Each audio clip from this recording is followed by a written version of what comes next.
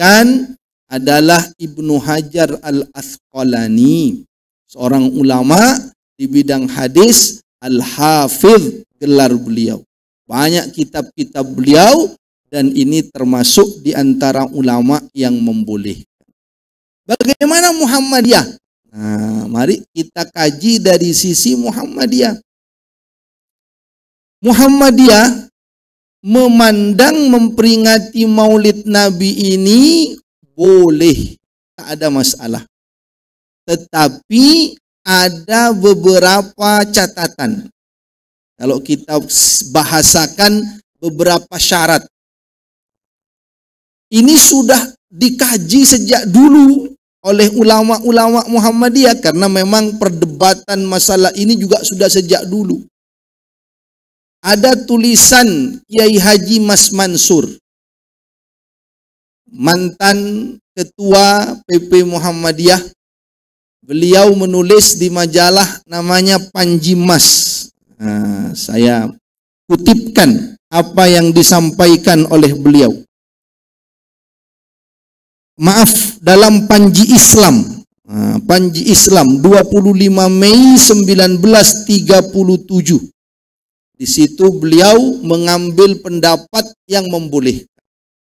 Begitu pula pendapat Majelis Tarjih dalam Suara Muhammadiyah, dimuat di majalah Suara Muhammadiyah pada tahun 2009, juga menjelaskan tentang kebolehannya. Apa alasan-alasannya? Apa yang digunakan Muhammadiyah membolehkan peringatan Maulid Nabi? Karena nanti akan banyak pro kontra. Harus saling menghargai. Tapi Muhammadiyah memilih membolehkan. Tapi ada syarat, ada catatannya. Apa itu? Satu, Bapak Ibu sekalian, peringatan Maulid Nabi itu tak boleh diharuskan. Tak boleh diharuskan. Harus mengadakan Maulid Nabi. Kalau tak mengadakan, nanti bisa hilang keberkahan di tempat kita. Bisa ndak sukses usahanya. Bisa ndak jalan pekerjaannya. Bisa terkena musibah di kampung kita. Maka harus mengadakan Maulid Nabi. Oh, tak boleh kalau diharuskan. Jadi bagi Muhammadiyah, mau melaksanakan monggo, tak melaksanakan tak apa-apa. Kenapa? Karena ini masuk pada rangkaian atau bungkusnya saja Maulid Nabi. Tapi kegiatan utamanya adalah kegiatan-kegiatan keagamaan yang tak melanggar aturan ajaran Islam yang mulia. Jadi satu, Bapak Ibu, syaratnya tak boleh diharuskan. Tak boleh. Kata Kiai Haji Mas Mansur, kalau diharuskan, disitulah nanti bisa masuk pada bid'ah, pada mengada-ngada dalam agama. Itu kata Kiai Haji Mas Mansur. Maka tak boleh diharuskan. Mau mengadakan boleh, tak mengadakan tak apa-apa. Satu. Yang kedua, apa syaratnya? Apa catatannya kalau kita rangkum dari berbagai penjelasan di Muhammadiyah? Tidak dikhususkan dengan amalan tertentu. Ini instruksi dari pimpinan pusat Muhammadiyah tentang masalah Maulid Nabi sudah sejak dulu. Tidak boleh, kalau kita simpulkan, tidak boleh dikhususkan dengan amalan tertentu. Oh, kalau Maulid Nabi itu harus acaranya begini. Kalau acaranya tak begini, tak boleh. Runtutannya harus begini. Kegiatannya harus plak seperti ini. Kalau tidak seperti ini, tak boleh. Ini tak disebut dengan Maulid Nabi. Oh, tak demikian. Tetapi kegiatannya sifatnya apa saja yang baik-baik, yang tak melanggar syariat. Misalkan pengajian, misalkan khitanan massal, misalkan kalau ibu-ibu Aisyah di Surabaya ada apa Bu? Sedekah sayur. dipajang sayuran, monggo orang boleh mengambil, atau yang lain-lainnya. Kegiatan apa saja? Kerja bakti, lomba penulisan kisah Nabi, apa saja. Tak dikhususkan dengan amalan tertentu. Apa saja, silahkan. Mau berdoa, monggo, apa saja. Membaca sholawat, silahkan. Tapi tak dikhususkan dengan satu model. Tapi apa saja amalan yang tak melanggar aturan syariat. Itu yang kedua. Yang ketiga, Bapak Ibu sekalian rahimakumullah, adalah tidak boleh ada pelanggaran syariat di dalamnya.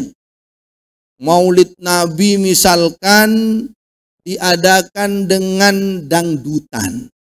Tak boleh. Ada cerita katanya, Pak, diadakan konser luar biasa. Tapi ini anekdot saja, bukan kaitan dengan Maulid Nabi. Ada cerita katanya, Pak, Agustusan diadakan konser. Yang tampil di situ ada, ini anekdot saja Pak, ada grup band coklat, grup band Gigi, sama artis Mbak Syahrini tampil di acara. Lalu ketika tampil grup band coklat, semangat orang-orang, meriah. Tampil grup band Gigi, meriah. Begitu Mbak Syahrini yang mau tampil katanya, mau nyanyi, sudah naik panggung, tidak jadi Pak. Turun dia, tidak mau nyanyi. Kenapa? Karena tersinggung dengan tulisan di depan spanduk besar. Apa spanduk besarnya? Saksikanlah Gigi Syahrini coklat katanya. Ini anekdot saja Pak. Kata Syahrini, saya dibilang giginya coklat. Maksudnya gigi, Syahrini, coklat. Maka kadang-kadang perlu hati-hati menulis ini biar tak tersinggung. Maka Bapak Ibu sekalian, tak boleh melanggar syariat. Campur baur laki perempuan tanpa ada jarak, tanpa ada pemisah misalkan. Atau yang lain-lain. Tak boleh melanggar syariat, tak boleh. Lalu yang berikutnya, yang terakhir, untuk tujuan-tujuan yang baik, bukan untuk tujuan yang tak baik. Misalkan karena ada kepentingan yang tak sesuai dengan agama, maka dijadikanlah Maulid Nabi itu sebagai hal-hal untuk kepentingan-kepentingan yang tak baik, memecah belah misalkan, dan seterusnya. Kalau 4 ini dilaksanakan, maka boleh memperingati Maulid Nabi menurut Muhammadiyah. Tak diharuskan, tak dikhususkan dengan amalan tertentu, tapi umum saja, apa saja. Lalu tak ada pelanggaran syariat di dalamnya. Lalu dengan tujuan-tujuan yang baik, tujuan-tujuan yang baik, maka ini diboleh. Kalau ada yang mengatakan, kenapa kok dibolehkan kalau memenuhi syarat itu? Karena berarti tak ada yang dilanggar, tidak termasuk bid'ah, wong tidak diharuskan, tidak dengan amalan khusus. Ini sekedar momen saja, menangkap momentum untuk diadakan acara-acara kebaikan. Sama dengan ini Pak, acara pengajian Ahad pagi. Kenapa kok di hari Ahad? Ini momen saja. Karena hari Ahad itu banyak orang yang libur. Momennya pas, kegiatannya apa saja. Maka di sini pengajian, habis pengajian sarapan tadi Pak ya. Katanya habis acara inti berarti acara untu katanya Pak. Nanti dipersiapkan. Tidak tahu, saya sambil lirik-lirik sarapannya ditaruh di mana ini. Kalau di pojok kayaknya kue-kue itu Pak, ibu-ibu Aisyah barangkali. Maka ini hanya momen saja, menangkap momen untuk mengadakan kegiatan. Tidak ada masalah. Sama dengan mengadakan pengajian Ahad pagi. Bapak cari dalilnya, adakanlah pengajian setiap Ahad di waktu duha. Ada Pak dalilnya? Tak ada. Ini momen saja. Hari Ahad itu momen libur bersama keluarga, kita ambil menjadi pengajian. Sama, Rabiul Awal itu momen kelahiran Rasulullah, kita ambil momennya, kita adakan, tak diharuskan, tak dikhususkan dengan amalan tertentu, silah. Ini hanya menangkap momen saja. Ada yang bertanya masih, tapi kan Nabi tak pernah menjadikan kelahirannya sebagai momen untuk mengadakan kegiatan. Nah, maka bagi Muhammadiyah begini Pak, kalau di zaman Nabi, orang tak perlu momen tertentu, dia sudah punya semangat untuk beribadah karena dekat dengan Nabi, selalu terjaga, tak perlu momen-momen khusus, mereka selalu bersemangat. Tapi umat di zaman ini setelah jauh dari kehidupan Nabi, zaman Nabi, kita kadang butuh momen-momen untuk mengecas lagi, untuk menguatkan lagi. Hari-hari sibuk bekerja, sibuk berbisnis, ada momen Ahad pagi dicas dengan kegiatan keagamaan. Ada momen peringatan hari besar Islam dicas. Jadi ini soal teknis saja. Karena di zaman Nabi mungkin memperingati momen tertentu tak dibutuhkan, tapi sekarang dibutuhkan. Ini teknis saja dalam mengemas suatu dakwah. Ada yang mengatakan begini Pak, sebab katanya umat di zaman Nabi atau zaman Nabi dengan zaman sekarang itu Pak, katanya umatnya itu bedanya sedikit-sedikit. Nabi dengan kita, sahabat Nabi dengan kita, itu ternyata bedanya sedikit-sedikit. Kok bisa Ustadz? Ya, Nabi dan sahabatnya sedikit tidur, kita sedikit-sedikit tidur. Jadi bedanya sedikit-sedikit Pak. Nabi dan sahabatnya sedikit makan, kita sedikit-sedikit makan. Sedikit-sedikit tapi akhirnya jauh juga Pak. Jadi kita butuh momen-momen itu.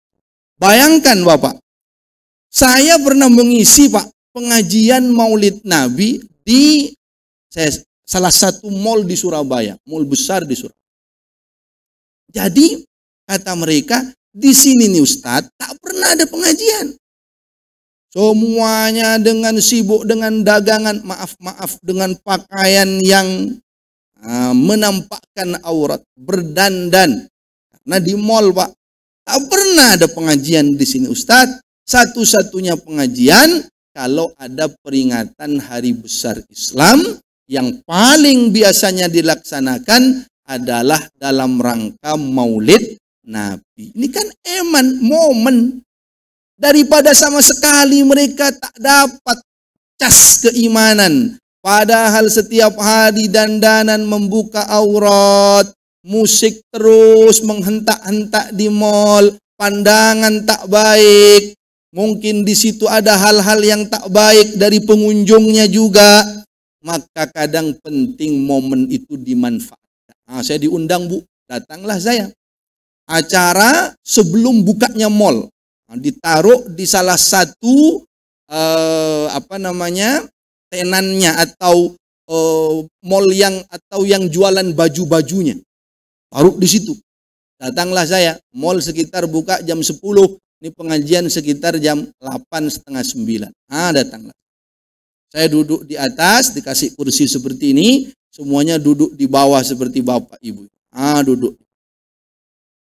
Ustaz, ini kita manfaatkan. Bismillah lah. Semangat Pak yang mengadakan ini. Cuman saya Pak agak maju mundur ketika sudah di atas, mau mulai atau tidak itu agak maju mundur. Kenapa? Maaf Bu, maaf Pak. Di depan ini ternyata mayoritasnya perempuan. Dan perempuan, maaf Pak, tak pakai jilbab, duduk di bawah, roknya pendek. Saya agak maju mundur, takut hilang bahan ceramah itu saya Pak. Di depan, duduk semuanya. Nah, kalau ibu-ibu di sini bagus menutup aurat. Dalam hati saya, ini kesempatan untuk mengingatkan, mungkin hidayah Allah turun ketika mereka mendengarkan pengajian. Minimal sholatnya dijaga, nanti mungkin mau menutup aurat dan seterusnya. Pergaulan dijaga. Gimana ini? Saya bilang ke panitianya, gimana Pak, kita mulai seperti ini? Nah, ternyata, tunggu Ustaz. Ternyata Pak, dikeluarkan dari gudang, saya juga heran. Kain putih bergulung-gulung, ditarik. Ini buat apa, saya bilang dalam hati. Ternyata buat nutupi rok-rok di bawah itu Pak, ternyata. Betul itu Bu, saya, oh begini ternyata. Barulah saya agak tegap lagi saya melihat itu. Nah, tutup semua. Lalu ngambil kain-kain kecil, jilbab-jilbab barangkali yang pendek-pendek begitu, diikat saja.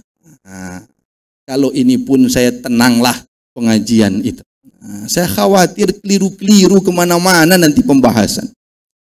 Maka ini momen, silakan yang mau ngadakan monggo, yang tak mengadakan monggo. Tapi diperbolehkan selama tidak diharuskan, tidak dikhususkan dengan amalan tertentu, tidak ada pelanggaran syariat, kemaksiatan, dan untuk tujuan yang baik.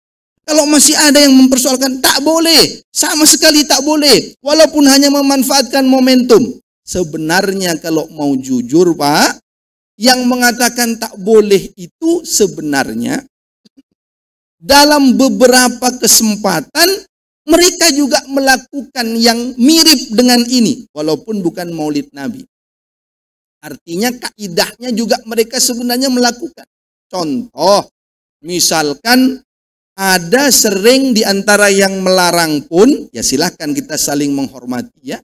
Di antara yang melarang pun, misalkan saya ambil contoh, kalau Ramadan mereka tetap mau untuk ada kuliah tarawih, ceramah tarawih. Biasanya habis sholat isya ceramah, lalu kemudian nanti sholat tarawih dan witir. Bagian di antara sholat tarawih dan sholat witir. Itu mereka mau, yang melarang pun mau. Coba kita mau apa adanya mengkaji. Mana ada dalil Nabi melaksanakan tausiah ceramah saat sholat tarawih? Carikan saya dalilnya. Ada tak Nabi itu ceramah tarawih baik sebelum sholat tarawih atau di tengah-tengah antara tarawih dan witir? Tak ada. Dan ini persoalan agama juga. Sholat tarawih itu agama. Katanya kalau dalam masalah agama tak boleh. Misalkan kita melakukan yang tak ada contoh dari Nabi.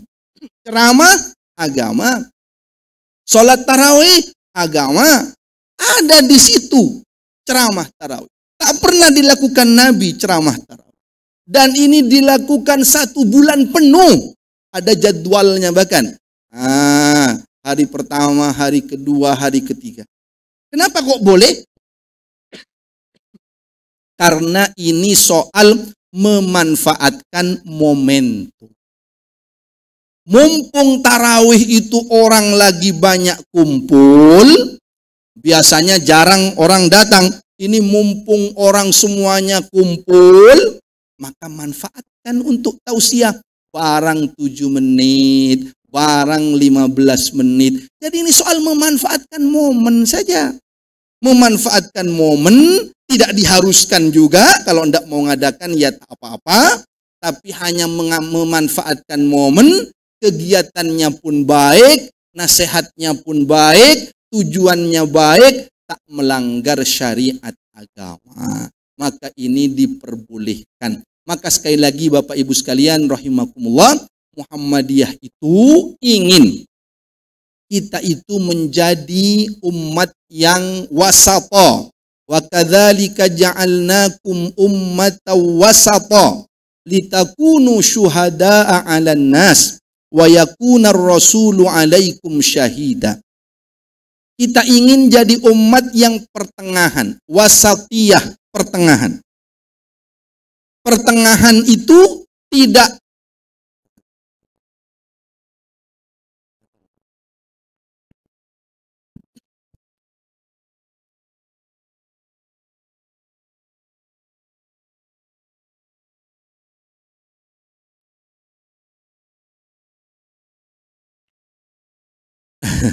tidak apa-apa, Pak. Nah, alhamdulillah.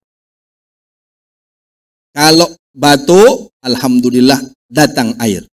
Saya takut kalau ngelus perut datang makanan nanti. Nah, tak harus, Pak ya.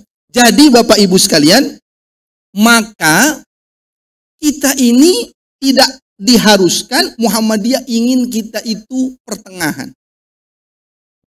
Di antara yang pertengahan itu, yang berpemahaman pertengahan, wasato, moderat, tidak ekstrim kanan, tidak ekstrim kiri. Ekstrim kanan itu, Pak, misalkan yang memahami, misalkan contohnya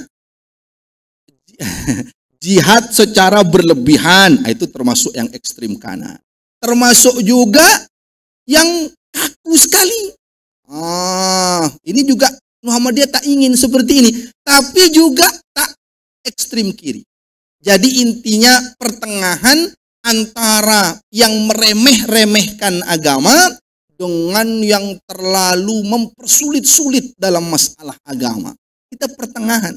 Inilah yang disebut wasatiyah. Sebenarnya, Pak, kalau kita mau ambil contoh yang ada di MUI kita, Majelis Ulama Indonesia, itu ormas-ormasnya sudah wasatiyah, sudah pertengahan sebenarnya. Artinya sudah tak ekstrim kanan, tak ekstrim kiri. Tapi di antara yang wasatiyah itu, Muhammadiyah ingin menjadi yang paling tengah di antara yang sudah di tengah itu. Artinya, misalkan dalam masalah Maulid Nabi, ada yang mengatakan tak boleh, haram, bid'ah. Muhammadiyah tak termasuk, boleh. Tapi Muhammadiyah juga tidak harus, kegiatannya harus begini, meyakini hal-hal yang tidak ada dalilnya. Misal, dalam Maulid Nabi dengan mengkultuskan Nabi berlebihan, mengagung-agungkan Nabi berlebihan misalkan. Muhammadiyah juga tak begitu, pertengahan saja.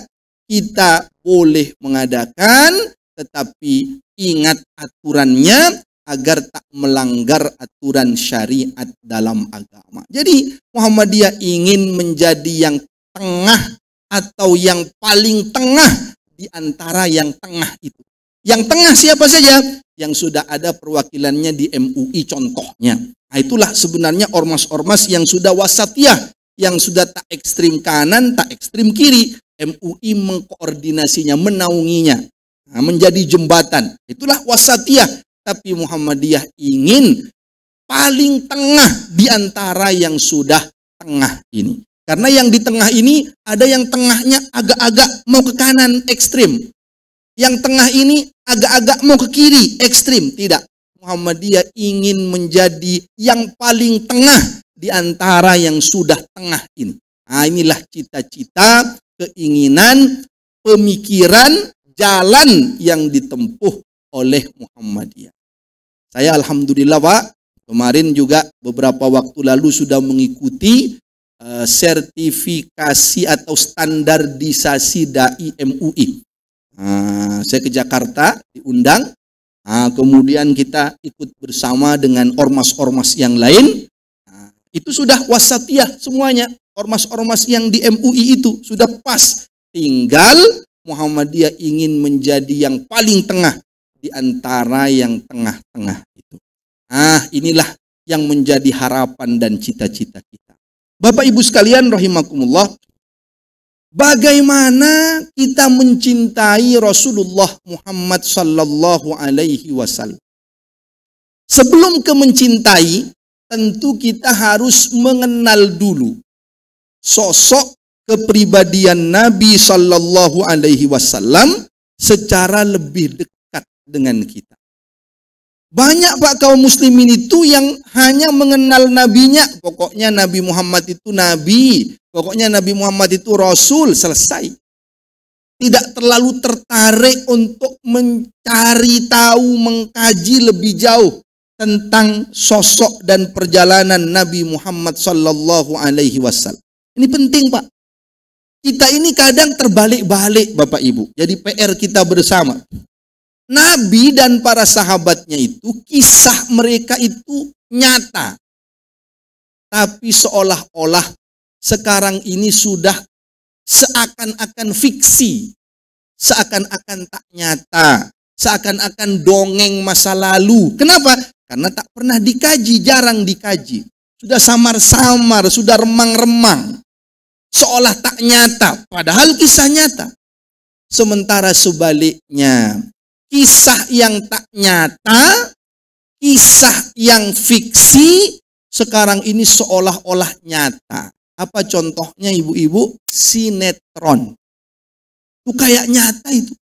Ibu kalau lihat sinetron itu, Pak, yang paling heboh itu yang menonton. Sembunyi-sembunyi kok masih di situ sih. Sembunyi, itu penjahatnya sudah mau datang itu. Saya pernah, Pak, naik angkutan umum. Ada ibu-ibu cerita di situ. Kasihan ya mawar itu katanya. Diselingkuhi sama Bagas itu. Saya kira siapa? Ternyata sinetron, Pak, dibahas. Seolah-olah nyata itu. Oh, sakit hatinya, marahnya. Padahal ini tidak nyata. Ini fiksi. Yang tidak nyata kayak nyata, tapi yang nyata kisahnya Nabi Shallallahu Alaihi Wasallam dan para sahabat radhiyallahu anhum sudah samar-samar, tak nyata lah. Maka ini penting, Pak. Yang nyata jadikan nyata. Ada anak kecil, Bu, minta dibelikan burung sama bapaknya. Dibelikan burung ini, tetap nangis, tidak mau. Belikan burung ini, bukan yang ini, tak mau, nangis. Burung apa, Nak, yang dimau itu? Angry Bird katanya. Yang tidak ada di dunia nyata. Oh, pengennya yang ini. Suka kebalik-kebalik. Sampai ada, Bu, cerita anak kecil TK itu kejadiannya mukul temannya sampai berdarah. Na'udzubillah, harus diawasi. Kenapa? Karena dianggap nyata oleh dia tontonan. Ada game, pukul-pukulan gamenya. Kayak nyata dalam benaknya. Dia pahlawannya. Ada teman dipukul sampai berdarah. Dipanggil ibunya, orang tuanya ke sekolah, ke TK. Bu, tolong nanti anak-anak kalau game atau nonton kartun apapun didampingi. Biar tidak merasa ini sesuatu yang nyata. Nanti akhirnya guyon sama teman dipukul sampai berdarah, Bu. Ya namanya anak-anak, Bu. Tapi ibu dampingi. Ya, kata ibunya, mohon maaf ke temannya tadi. Akhirnya pulang ibunya, dimarahinlah anaknya. Nak, kamu itu harus tahu mana yang nyata, mana yang tak nyata. Harus tahu membedakan. Jangan yang tak nyata itu dianggap nyata. Harus tahu membedakan. Iya, Ma, katanya. Anaknya diam saja. Malamnya, Bu, gantian ibunya nonton sinetron. Setelah nonton sinetron ceritanya sedih. Nangis ibunya. Nah, katanya, ambilkan tisu, Nak. Mama ndak kuat. Mama ndak kuat. Diambil tisu sama anaknya. Apa kata anaknya? Mama itu harus bisa membedakan. Mana yang nyata, mana yang tak. Adik kita kebalik sekarang ini, Pak. Yang nyata sudah samar-samar, yang tak nyata malah jadi luar biasa. Ada istri itu marah-marah sama suaminya di pagi hari. Tidak mau masak, tidak mau macam-macam. Marah. Kenapa? Mimpi, di dalam mimpinya suaminya bertemu dengan temannya waktu SMA dulu. Ngobrol. Padahal mimpi, Pak. Kata suaminya kan mimpi, katanya. Tidak bisa. Mimpi pun tak boleh. Wah, ini kacau ini, Pak. Maka sekali lagi, tidak boleh, harus kita evaluasi bersama. Mana yang nyata, mana yang tidak. Mari kita buat nyata sedikit, Pak. Kita dekatkan kisah Nabi itu. Pelajari sirahnya. Ada banyak kitab sirah. Ada karyanya Syekh Sofiur Rahman Al-Mubarakfuri. Seorang ulama dari India. Mengarang kitab namanya Ar-Rahiqul Makhtum. Kisah Nabi, sejarah Nabi. Yang mendapat hadiah dari kerajaan Arab Saudi, pemerintah Arab Saudi ketika mengadakan lomba penulisan kisah Nabi. Itu pelajari, beli, pelajari. Di rumah kita baca. Atau mungkin di masjid-masjid kita. Kita belajar bersama agar dekat sosok Nabi itu kepada kita dan keluarga kita. Coba Pak, Nabi itu perjalanannya luar biasa. Banyak hikmah yang bisa kita ambil. Dibanding kita larut dalam sinetron tadi. Sinetron silahkan untuk hiburan. Selama tak mengganggu, tak melanggar syariat. Silahkan. Tetapi jangan seolah-olah melalaikan. Larut dalam itu. Coba Pak, Nabi itu lahir. Siapa nama ayah ibu Nabi Pak? Ayahnya namanya siapa Pak? Abdullah. Ibunya namanya siapa? Aminah. Lahirlah Nabi, wafat sudah ayahnya ketika Nabi masih dalam kandungan, lahir sudah tak punya ayah. Lalu ketika usia 6 tahun, wafat juga ibunya. Setelah itu Pak, diasuhlah oleh kakeknya. 6 tahun, tak punya ayah, tak punya ibu. Bayangkan. Itu kalau diajarkan pada anak-anak kita luar biasa. Nah, nabimu itu 6 tahun sudah yatim piatu. Kau harus bersyukur.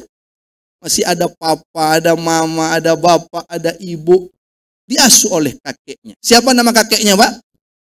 Abdul Muttalib. Pada usia Nabi sekitar 8 tahun wafat kakeknya. Diasuh oleh siapa Pak? Pamannya. Siapa nama pamannya? Abu Thalib. 8 tahunan diasuh. Dan Nabi sudah mulai menyampaikan kepada pamannya. Pamannya ini banyak anaknya. Lalu kata Nabi, agar tak merepotkan pamannya Pak, Nabi itu meminta pamannya mencarikan orang yang punya banyak kambing. Nabi ingin ikut menggembalakan kambing. Agar dapat upah, bisa membantu, tak membebani pamannya. Usia berapa Pak? Kok sudah berpikir seperti itu? Usia 8 tahun. 8 tahun itu kira-kira Pak, kalau anak sekarang kelas berapa Bu itu? Kelas 2 SD. Kelas 2 SD. Tak mau lagi merepotkan pamannya. Dia punya rasa kemandirian. Ingin menggembalakan kambing. Padahal ini manusia mulia. Nabi Muhammad sallallahu alaihi wasallam. Tanamkan itu pada anak-anak kita. Agar punya rasa mandiri, rasa sederhana. Walaupun bapak ibu kaya, alhamdulillah, tetap penting mendidik anak-anak itu dengan kemandirian. Kenapa? Karena kita tak selalu bisa mendampinginya. Kita bisa meninggal, kita wafat. Anak itu perlu mental yang kuat, dilatih mandiri. Walaupun orang tuanya berada, harus punya mental mandiri. Mental tak mengeluh itu. Maka anak-anak bapak ibu ajari cuci piring, bersih rumah. Walaupun ada pembantu di rumah, ajarkan. Nabi kita usia 8 tahunan menggembala kambing. Usia belasan tahun sudah mulai mengikuti pamannya membawa dagangan ke negeri Syam. Negeri Syam itu di mana Ustaz? Di sanalah negeri Syam itu. Katanya ada Ustaz, negeri Syam di Madura. Ada memang Pak. Nah, Syamnya apa? Syampang. Itu Syampang.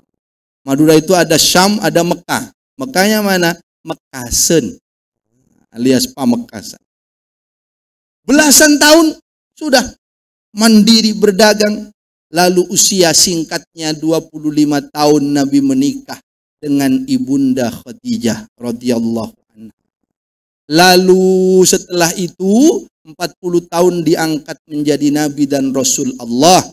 13 tahun berdakwah di Mekah sampai usia 53 tahun. Setelah itu hijrah ke Madinah. Di Madinah 10 tahun, 63 tahun Nabi wafat kembali kepada Allah Subhanahu wa ta'ala. Nah, coba sekarang sedikit pertanyaan Bapak Ibu. Nabi itu agar dekat dengan kita ini, mengenal Nabi. Nabi itu putra-putrinya berapa? Nah, putra-putri Nabi ada berapa Bapak Ibu? Boleh? Siapa saja yang mau jawab boleh Bapak Ibu? Putra-putri Nabi ada berapa, Bu? Ada 13 kebanyakan. Nah, ada berapa, Pak? Pasnya berapa deh, Bu? Pasnya. Anak Nabi itu, putra-putri Nabi itu ada 7. Nah, ada 7. Yang 13 itu sebagian ulama menyebut jumlah istrinya Nabi. Walaupun yang mayoritas ulama mengatakan hanya 11 saja. Kalau putra-putri Nabi ada berapa? 7. Berapa laki-laki, berapa perempuan, Bu? Dekat ini dengan kita, Nabi kita. Yang laki-laki berapa, perempuan berapa? Laki-laki 3, betul. Perempuan 4. Bagus, Bu. Sebutkan nama 3 anak laki-lakinya Nabi. Qasim. Alhamdulillah ada yang bisa. Kalau di sini ada yang bisa walaupun hanya perwakilan saja. Saya di tempat lain, Pak, nanya begitu. Tak ada yang bisa jawab.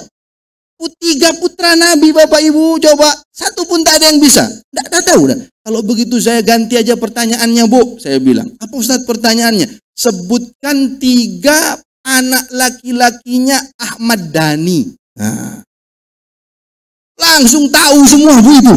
Oh, itu Ustaz namanya ini. Itu ibunya cerai. Lalu nikah lagi sekarang. Jadi orang kaya lagi. Lengkap, Bu, semuanya.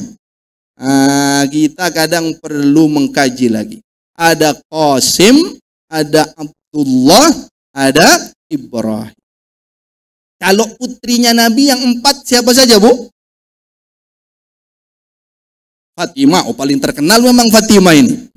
Biasanya habis Fatimah macet sudah itu, tak tahu lagi. Biasanya. Habis Fatimah siapa, Bu? Zainab, Ruqayyah. Satu lagi Ummu Kulthum. Alhamdulillah.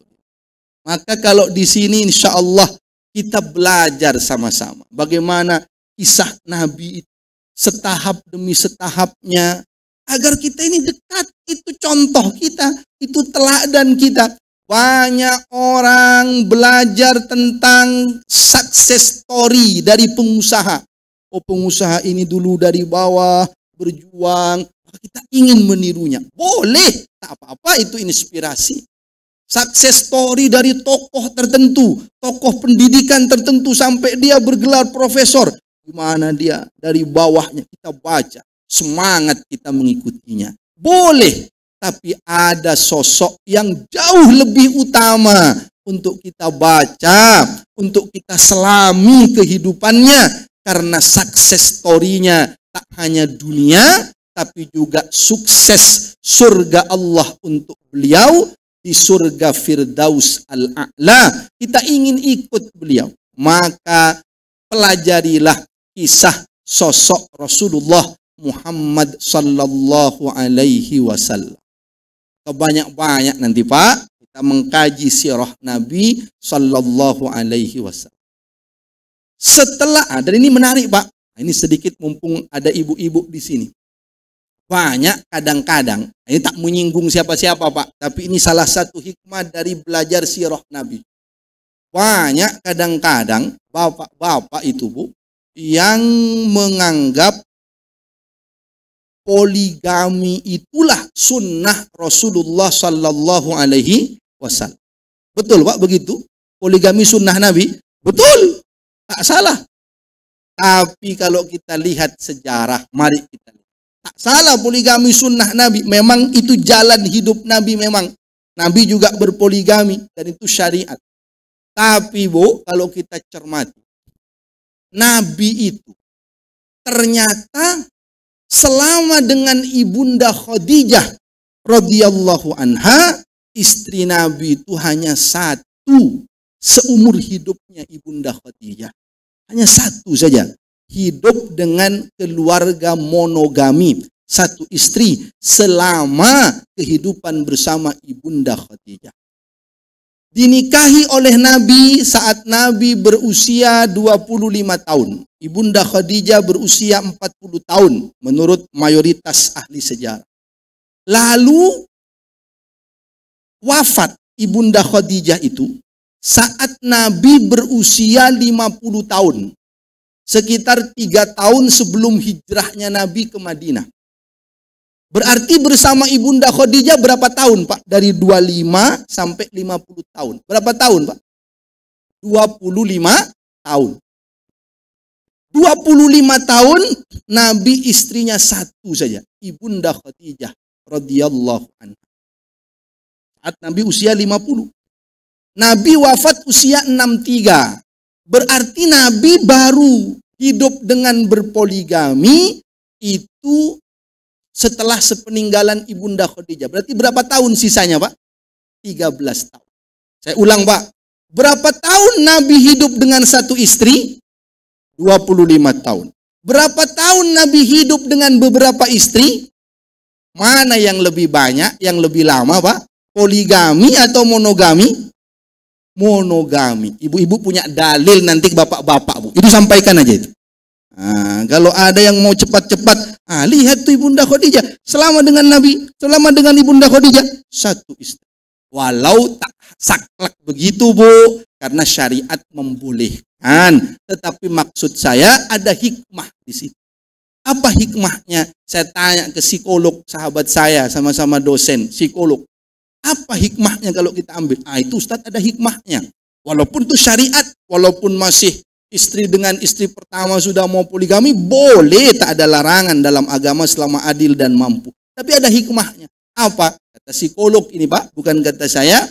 Sebab Ustadz, kalau dia sudah meninggal istri pertama, dia menikah dengan istri kedua, ya, kalau dia berpoligami, istri kedua itu lebih bisa menerima.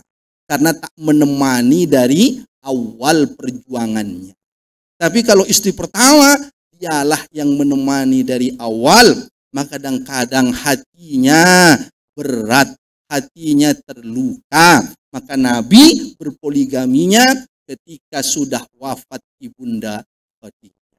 Dan itu pun atas perintah Allah Subhanahu wa ta'ala. Cuman ibu-ibu jangan senang dulu. Takut-takut bapak-bapak doanya, ya Allah cepatkanlah istri pertamaku ini selesai. Begitu nanti, Bu. Nggak, jadi maksudnya, Bu, syariat itu membolehkan. Ini tak menyinggung siapapun. Tapi ternyata dengan belajar sirah ada hikmah-hikmah dalam kehidupan yang bisa kita ambil. Yang sudah berpoligami, silakan. Bagus, itu syariat agama. Tinggal dijaga agar rukun, agar harmonis, agar tercipta keluarga yang sakinah, mawaddah, warahmah. Ini mengenali Rasulullah sallallahu alaihi wasallam. Setelah mengenali, singkat saja Bapak Ibu sekalian karena waktunya, adalah mencintai Nabi.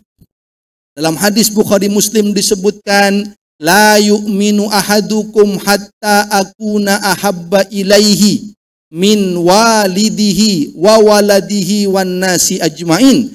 Tidaklah sempurna iman seseorang sampai menjadikan aku lebih dicintainya, kata Nabi, dibandingkan orang tuanya, dibandingkan anaknya, dibandingkan manusia seluruhnya. Jadi kita wajib mencintai Rasulullah Muhammad sallallahu alaihi wasallam melebihi orang tua, melebihi anak, melebihi manusia yang lainnya. Diperintah dari Nabi. Orang mungkin bertanya, oh Nabi kok bilang begitu? Berarti seolah-olah ini Nabi ingin dicintai, Nabi ingin dipuja-puji, Nabi ingin disanjung-sanjung. Oh tidak. Nabi juga melarang orang menyanjung Nabi berlebihan. Kata Nabi, jangan seperti orang Nasrani yang menyanjung berlebihan nabinya sampai menganggap anak Tuhan. Jangan, Nabi tak mau. Tapi kenapa Nabi mengatakan tak beriman kalau tak menjadikan aku lebih dicintai daripada orang tua, daripada anak, daripada keluarga? Ini maknanya Bapak Ibu sekalian, bukan Nabi ingin dipuja-puji, tetapi Nabi ingin memberikan jaminan arahan kepada kita. Takut-takut kita ini mencintai yang lain yang tak selamat. Maka ukuran cinta kita itu, ukuran cinta kita kepada Rasulullah sallallahu alaihi wasallam. Itu demi menjaga kita agar tak tersesat. Contoh, saya membimbing umroh, Bu. Saya katakan kepada jamaah, Bapak Ibu, Kalau Bapak Ibu mau kemana, mau nanya apa, pertama tanya dulu ke saya. Jangan ke yang lain-lain ya Bapak Ibu, utamanya yang belum pengalaman. Khawatir nanti ditipu, karena banyak juga yang seperti itu. Kalau ibu butuh apa, perlu apa, sampaikan dulu ke saya. Nanti biar saya yang mengarahkan. Utamanya yang belum pernah. Itu bukan karena saya ingin dihormati, bukan karena ingin saya dispesialkan, dianggap hebat. Tidak. Justru saya sayang kepada jamaah. Agar tak ditipu orang yang tak bertanggung jawab, tak disesatkan orang yang tak bertanggung jawab. Tapi kalau dia tanya ke saya dulu, saya yang diutamakan untuk ditanya pada tur itu, pada umroh itu, insya Allah saya bisa menjamin, oh kalau butuh ini ke sini Bu, kalau butuh ini ke sini. Itu diantara makna yang diinginkan oleh Rasulullah Sallallahu Alaihi Wasallam. Maka orang tuamu, anakmu, manusia yang lain, itu jangan kau lebih cintai dari Nabi. Sebab yang lain, keluargamu pun itu bisa menyesatkan dari jalan Allah. Tapi kalau mereka sesuai dengan petunjuk Nabi, oh cintai keluargamu, cintai anakmu, istrimu, selama sesuai dengan petunjuk Rasulullah Muhammad Sallallahu Alaihi Wasallam. Mengapa kita harus mencintai Nabi? Bagaimana agar kita tumbuh rasa cinta kepada Nabi? Nabi itu Bapak Ibu sekalian, yang akan menjadikan, membawa kita pada petunjuk Allah. Dalam Al-Quran surat Ali Imran, Allah berfirman, A'udzubillahi minasyaitonirrajim, Bismillahirrahmanirrahim. Qul in kuntum tuhibbunallah fattabi'uni, kata Nabi. Kalau engkau mencintai Allah, tak ada jalan lain kecuali mengikutiku, mengikuti Rasulullah Muhammad Sallallahu Alaihi Wasallam. Ikuti Nabi. Apa yang diperintah Nabi, apa yang dijalankan Nabi, kita ikuti petunjuk Rasulullah Sallallahu Alaihi Wasallam. Kita tak bisa menuju surga tanpa mengikuti Rasulullah Sallallahu Alaihi Wasallam. Karena itu kita cinta kepada Nabi. Siapa yang ngajarin kita sholat? Nabi. Sallu kama ra'aitumuni usalli. Kalau tidak, kita mungkin na'udzubillah menyembah patung, menyembah. Karena dulu di Indonesia kan bukan Muslim awalnya. Kita akan menyembah pohon, menyembah yang lain. Karena dakwah Nabi lah kita tahu indahnya Islam. Kita tahu indahnya menyembah Allah Subhanahu wa ta'ala.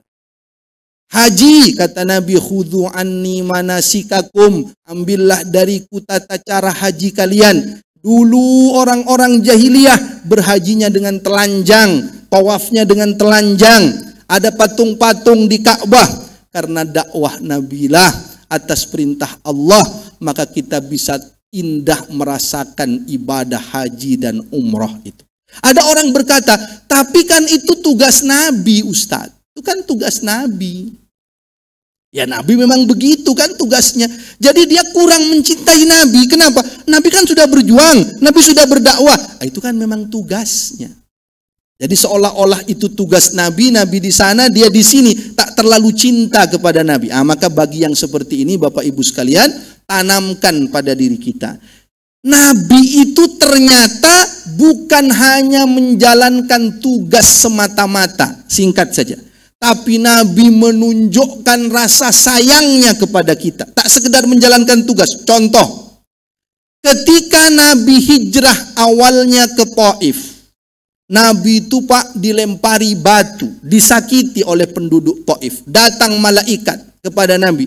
Kalau engkau mau wahai Nabi, aku akan, malaikat penjaga gunung akan mengangkat gunung, akan ditimpakan kepada penduduk Taif yang malah menyakitimu itu. Padahal Nabi ingin berdakwah ke sana.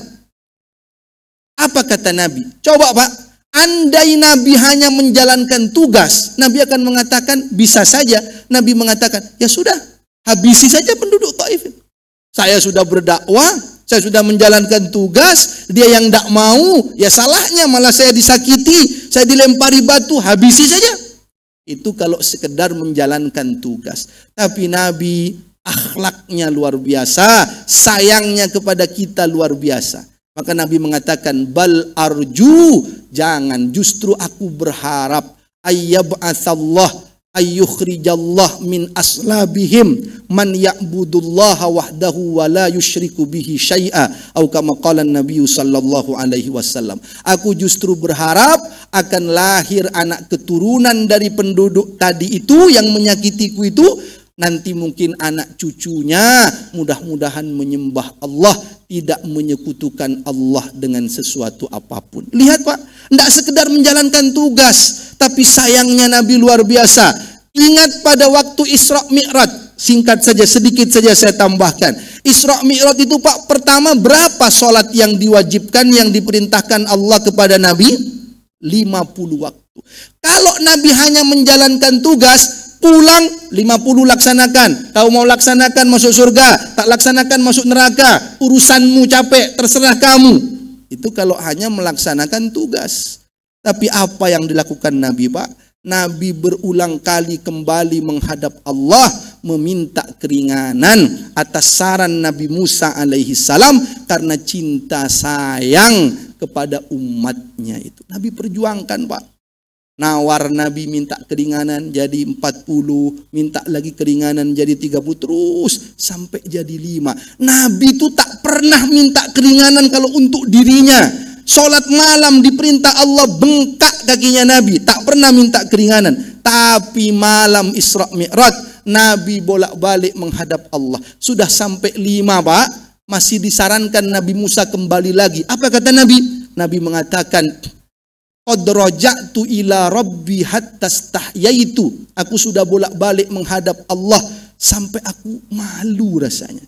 Jadi Nabi dari tadi itu Bapak Ibu menahan rasa malu di hadapan Allah. Demi siapa itu? Demi kita umatnya. Agar tak lelah, agar tak capek dalam sholat, diperjuangkan oleh Nabi Sallallahu Alaihi Wasallam. Maka kita berterima kasih kepada Nabi, bersolawat, mudah-mudahan Allah limpahkan solawat salam kepada Nabi. Terima kasih sudah diperjuangkan oleh Rasulullah Sallallahu Alaihi Wasallam. Maka siapapun yang masih berat sholat 5 waktu, ingat kisah itu Pak. Malu kita kepada perjuangan Nabi Sallallahu Alaihi Wasallam. Katanya kita ingin masuk surga bersama Nabi. Nabi sudah perjuangkan, Nabi sudah bela, dengan rasa malunya ditahan kepada Allah. Lalu kita malas untuk sholat 5 waktu. Malu kita kepada Nabi Sallallahu Alaihi Wasallam. Cuman katanya Pak, kadang-kadang orang sekarang itu mendengar kisah itu ndak malah semangat. Ditawa Nabi menghadap minta keringanan, bolak-balik sampai jadi 5, disuruh menghadap lagi Nabi ndak mau. Itu ada yang nyeletuk Pak. Lah iya Ustadz katanya, sudah 5 Nabi minta keringanan, disuruh minta keringanan Nabi Musa, kok ndak mau ya Ustadz, ceemannya katanya. Coba balik lagi sedikit lagi Kak, lumayan dikurangi lagi Ustadz katanya. Nah, pengen santai saja. Katanya kalau sudah azan berat Bu, satu-satunya katanya kalau azan zuhur berat, azan asar berat, berat semuanya. Kok azan sih, kok sudah azan sih? Satu-satunya azan yang tidak pernah dikomplain itu katanya hanya azan maghrib di bulan Ramadan saja. Tidak ada yang komplain tuh Bu, ditunggu sejak sahur-sahur ditunggu. Jam berapa nanti azan maghrib? Maka Pak, setelah mengenal, mencintai Nabi, meneladani Nabi. Singkatnya jadi penutup, meneladani Nabi itu bagaimana? Lihat sosok Nabi, dekatkan kepada kita. Nabi itu Allah sebut sebagai uswatun hasanah. Maka Nabi itu bisa dicontoh oleh siapapun kita. Tinggal lihat sosok Nabi, dekatkan kepada kita. Ustadz, saya ini karyawan.